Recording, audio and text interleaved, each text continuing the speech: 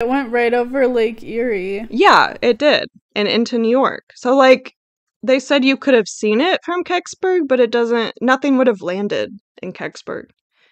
And also, like, this was coming from the southwest, and, like,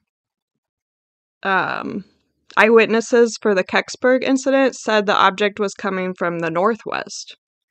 So, that's not how meteorites work. Right. They don't change direction. Right.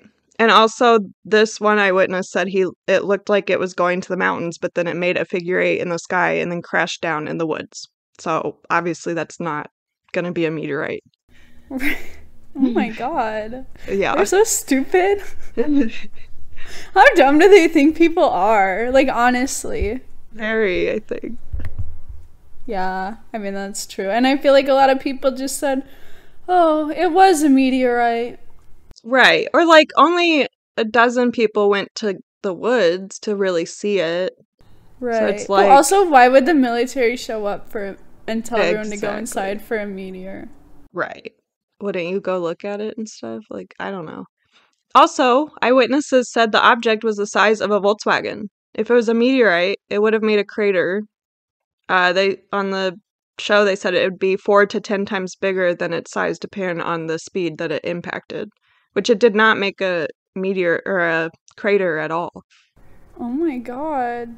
Yeah, it like landed pretty gently into a ravine, and it was only like half buried, and it looked more like it skidded, like a landing would be. Oh my god.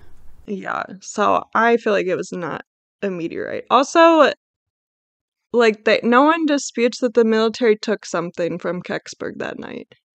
So why would it be a meteorite? And how? How would there be no crater impact? So the second explanation, which this could maybe be possible, like more possible than a meteorite, but it could have been a failed Soviet space launch, like a satellite or something, or a top secret American satellite project. So like it could have been one of the pieces that gets jettisoned off and it like fell back to Earth. Oh, yeah. Yeah. And apparently there's a truce that if any piece of a satellite or whatever falls on like foreign soil, the nation it fell on will give the pieces back to like the original nation. Okay. I mean, that... So like maybe... So even if I don't think we would have given back Soviet stuff, but maybe they were recovering it to give back or to look at anyway. Is this before or after the moon landing? 69? Or no, 65? 65. When was the moon landing? Hold on, I do have that written down. 69. So okay. I guess to me it would make sense that they wouldn't return it because they're in the space race. Like, right. Yeah, but either way, you'd want to, whether you were going to return it or you want to study it, you would want the military to grab it. Right. So that makes more sense. And they might not want the public to know about it because the space race was so symbolic. Like, they don't want them to know that the Russians have good technology, propaganda. Right. You know what I mean? Like, they're... That would make sense. They don't want to look bad. Right. Ruin morale or whatever. Mm-hmm. Yeah. So yeah, there was a Soviet Venus probe named Cosmos 96 that was launched November 23rd of the same year. And it did come crashing to Earth on that day, like the day of the Kecksburg incident. Okay. So it could be that. A lot of things were in the atmosphere that day. Yeah. I mean, some people also speculate, like, this could have been what the fireball was that people saw instead of a meteorite over Michigan and Canada. But, like, investigations of photographs and sightings of the fireball, like, said it wasn't this thing. Like, that was probably a meteorite. But the Cosmos 96, there's a picture there, is kind of, like, acorn-shaped a little bit. Yeah, I mean, I would say more bell-shaped, but I could see how you would say acorn. Right, but also, like, it's not a seamless piece of metal. Unless it was just a piece of it, I don't know. But also it wouldn't have made a soft impact like the other object did. Or flown in a figure 8. Like, I don't think they're that, like, it wouldn't, agile. Right, it wouldn't have been a controlled fall. No. It just falls. And then you're wondering where it goes or whatever. And also, I feel like it would have had pieces scattered, like, on impact. Yeah, like, explode.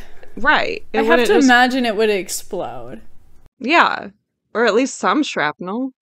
Yeah. Like, I don't know. But some people do speculate, like, the strange writing that people said was on the object could have been Russian, like, especially if it was distorted from heat from the re-entry. But, like, I guess I don't know how many people knew Russian. I feel like you'd be aware. Cyrillic, is that what it's called? Yeah, I don't know how to actually pronounce it. I think it's Cyrillic. But, like, it does look... It's just... On that, it was so curved. Like, on the clay model, like, everything was very, like, curved. And I feel like Cyrillic is very, like, harsh, blunt, straight lines. Yeah. Yeah, I feel like it's more boxy. Yeah, I don't know. I mean, that's why people said, like, if it was distorted a little bit, maybe it'd look, but also, I mean, maybe the average person wouldn't know what it looks like, but if you're in the space race with Russians, yeah, wouldn't you? Yeah. That's what I was thinking. Because also, in the TV show that I watched about this, John Murphy asked people, like, was it Japanese? And they said no.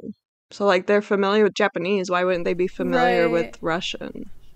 Isn't it so weird that Russia uses a different alphabet? Is it? I mean, just kind of. Arabic and... I guess, you're right, but, like... is it a different alphabet, or is it syllabic? I can't say... Is it... Because I thought, like, I think Arabic, definitely Japanese and, like, Korean is, like, each symbol is a, like, sound, like ka or ga. So is Russian, but Russian's, like, actual letters, right? Like, our letters. I think so, yeah. So it is, yeah, so it's more like Greek, I think, or something. Yeah, I don't know. Anyway, not important, but I was just thinking about it. Yeah. But anyway, yeah, the U.S. Air Force was tracking, like, Cosmos 96, so it indicated that the spacecraft orbit decayed earlier than 4:45 p.m. on December 9th. So, like, if it decayed earlier and who knows where, it was probably not this object that actually landed in Kecksburg. So we don't really have an explanation. I've never heard of this one. Oh, really? When I saw the, like, symbols on the bottom of it, I was like, I feel like I've seen that. But also, maybe that was another one. Like, maybe there's multiple that have that. I don't know. But yeah, I didn't really know the story. In the end, we won't ever know for sure what this object was. Whether it was a cosmic event, a military experiment, or something beyond our current understanding, Kecksburg serves as a reminder of the enigmatic aspects of our universe that continue to captivate our imagination. Well, that's it for this episode. As always, our sources for the episode will be in the description, as well as our social media links. We're on Facebook and TikTok, all under Let's Be Brief, so check us out there for updates. Also, email us at letsbebriefed@gmail.com if you have any ideas on future topics you'd like us to cover. We're always updating our list of topic options, so if we know you're interested, we can bump a topic up the list. Until next time, stay briefed.